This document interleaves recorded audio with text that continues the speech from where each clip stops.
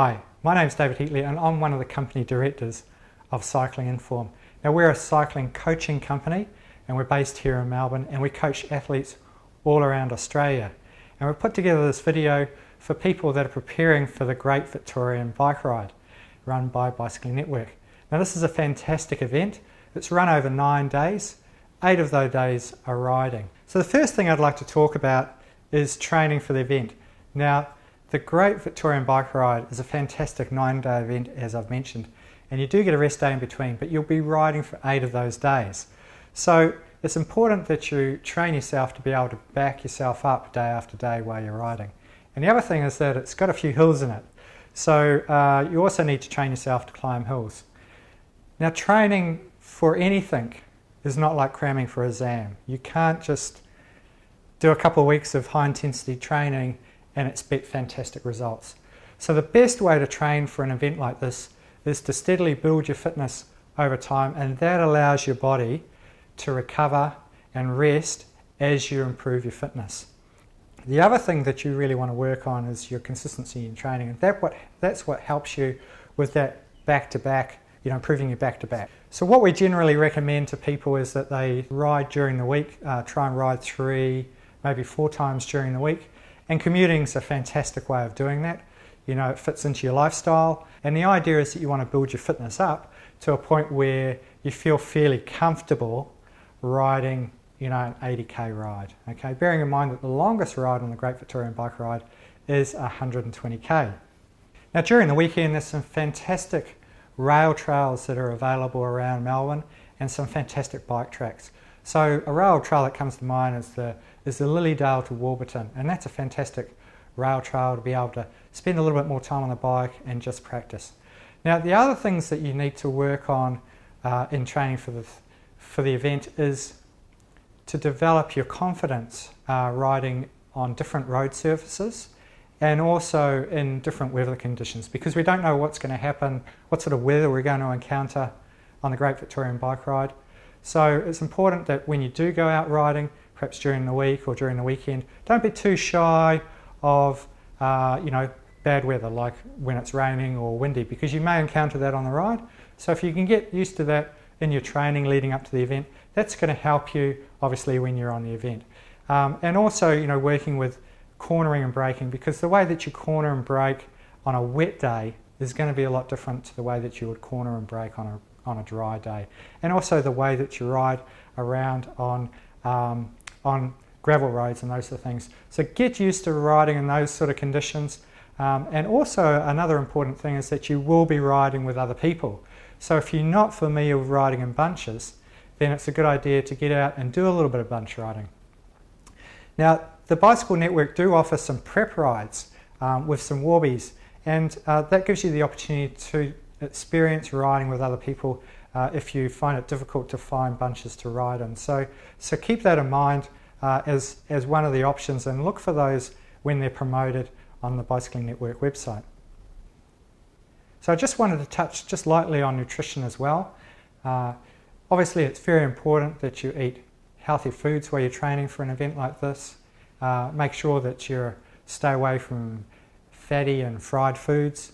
You want to drink plenty of water, and when out on the bike, it's really important if you're going for a ride that's longer than 2 hours that you consume like a low GI carbohydrate. So that's something like a muesli, brown bread as toast, or porridge. They're great sort of pre-ride foods that you can eat for rides that when they're longer than 2 hours. So just remember that when you're riding out there for longer than 2 hours, make sure you have something first thing in the morning.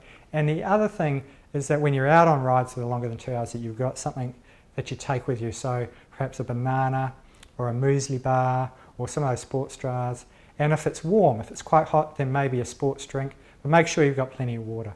So the last thing I wanted to cover off about training for an event like this is that we work through a progressive 4-week cycle of a lot of the training that we do with cyclists.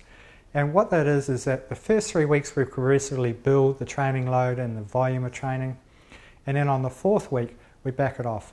And it goes along the philosophy that basically the training load's stimulus. That's what stimulates the actual adaptation and the fitness. But you don't actually adapt until you actually provide your body the opportunity to recover. And it's in that recovery that you actually develop the fitness. So by running through a 3-week build and then a 1-week recovery week, and that week we don't rest, we just drop the volume off and the intensity, what that enables you to do is it enables the body to build its fitness and it stops you from overtraining. So I just wanted to touch on a couple of other important things. One's stakeholder buy-in and the other one's goal setting. So stakeholder buy-in is when, obviously, when you're training for an event like this, it's going to consume a bit of time out of your daily routine. So it may impact on stuff that's happening at home or stuff that's happening at work.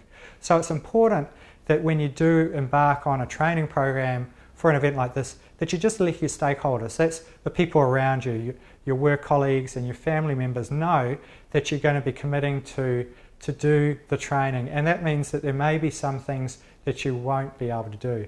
So by getting that stakeholder buy-in, it just makes things a lot more easier and there's no sort of surprises. It means that it gives you the opportunity to get out there on the weekends and do the training that you need to do, rather than have other things that are happening in the weekend impact on that training. And that'll make it obviously a lot more successful. Now, the underpinning thing with that is that you need to have a bit of a plan put together. So when you're ready to commit to the training, it's a good idea just to put together a bit of a plan and see what currently is going to happen in those weeks leading up to the event that's going to get in the way of the training. So if you've got a work event, or you've got some holidays that you're going on, or you've got some business travel, or you've got something coming up, or a wedding or whatever, that you work those into your plan, and then once you've got that sorted out, then you can start slotting in your training and work out what you're going to do when, so that you can work on that progressive build through that 4-week cycle. So, and the other thing and that'll help you with your goal setting, obviously. The other thing about goal setting is that once you put the plan in place, it just makes it a lot easier to ride through it, rather than just waking up in the morning and ad hocing it.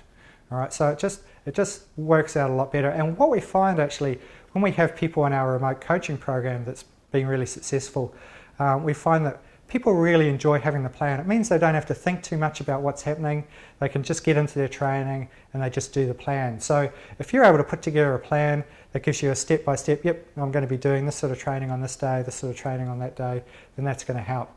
Now, I just wanted to touch on another thing that I've just thought of, and that is that obviously if the weather's really bad and you've got something training scheduled in, maybe a ride to work or whatever, you can substitute that for perhaps an indoor training class at a gym.